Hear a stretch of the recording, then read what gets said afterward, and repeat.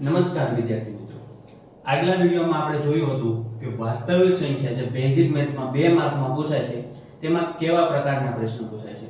તો આ વિડિયોમાં આપણે જોઈશું કે આગલા વર્ષમાં કેવા પ્રશ્નો પૂછાઈ ગયા છે. આ 4 પ્રશ્ન 2025 માં પૂછાણા છે, જે આ 2000 માર્ચમાં પૂછાણા હતા અને આ પૂછાણા હતા જુલાઈમાં જે રિપીટરની પરીક્ષા લેવાઈ, અને આ પ્રશ્ન છે 2024 માં છે. બરોબર, એકે પ્રશ્ન મારો ભરનો નથી, પરીક્ષામાં પૂછાણા હતા. તમે જોઈ શકો છો કે કેટલા સરળ પ્રશ્ન હોય છે. પહેલી વસ્તુ આપણે કીધી હતી કે વિધાન ખરા કે ખોટા પૂછાય છે, કે વિધાન સાચું છે કે ખોટું. તો આ વર્ગમૂળ 2 આપણે વાત કરી હતી કે કોઈ પણ સંખ્યા કે જે વર્ગમૂળમાં છે અને એનું વર્ગમૂળ નીકળતું નથી તો તમારે એને અસમય સંખ્યા જ કહેવાની છે. આ આપણને છે પૂછ્યું એટલે આ વિધાન આપણું કેવું થશે? સાચું થશે. બીજી વસ્તુ કે 12, 15 અને 21 એનો આપણને પૂછ્યો ગુસા કે 1 થાય છે, વિધાન સાચું કે ખોટું. બરોબર, એમને કીધું 1 થાય છે, પણ હવે આ જો અવિભાજ્ય નથી, અવિભાજ્ય નથી, અવિભાજ્ય નથી. જો બધી જ આપેલી સંખ્યા અવિભાજ્ય સંખ્યા હોય તો જ એનો ગુસા 1 થાય, બાકી આ બધાનો ગુસા બીજો કંઈક મળે. શું મળે એ તમારે ગોતવાનું નથી.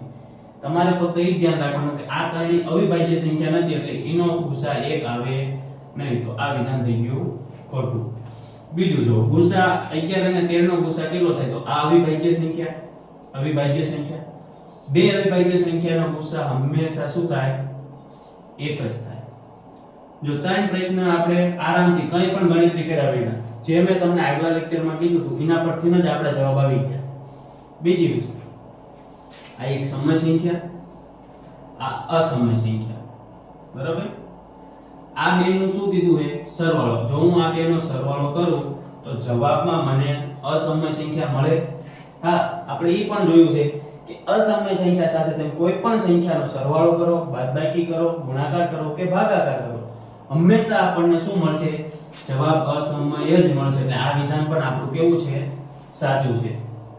ત્રીજો પ્રશ્ન પણ આ ઉપરનો છે. આ વર્ગમૂળમાં 5 અસમય સંખ્યા છે, એની સાથે મેં 2 ગુણ્યા અને પછી એમાં 3 ઉમેરા.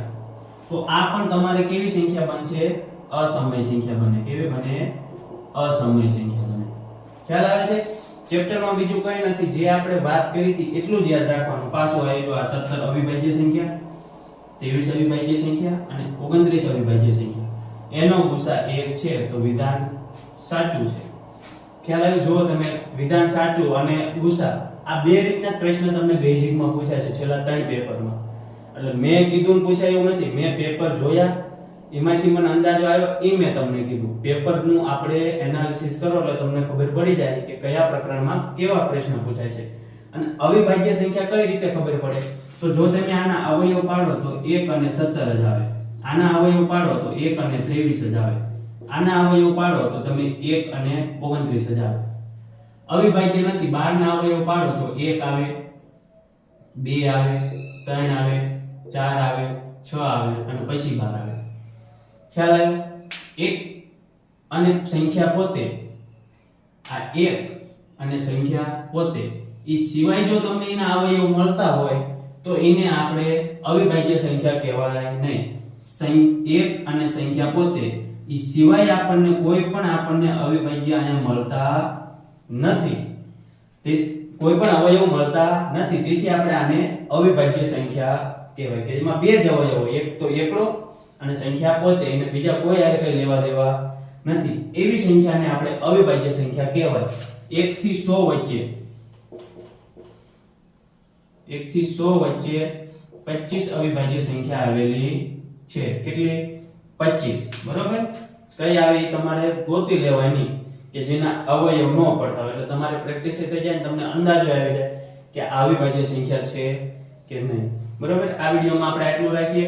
નવા વિડિયોમાં આપણે આઈએમપી અને સીધી કે જે દાખલામાં ઉપયોગી છે એવી જ વાત, બીજી કોઈ ચર્ચા કર્યા વગર નવા ચેપ્ટર સાથે હવે મળીશું.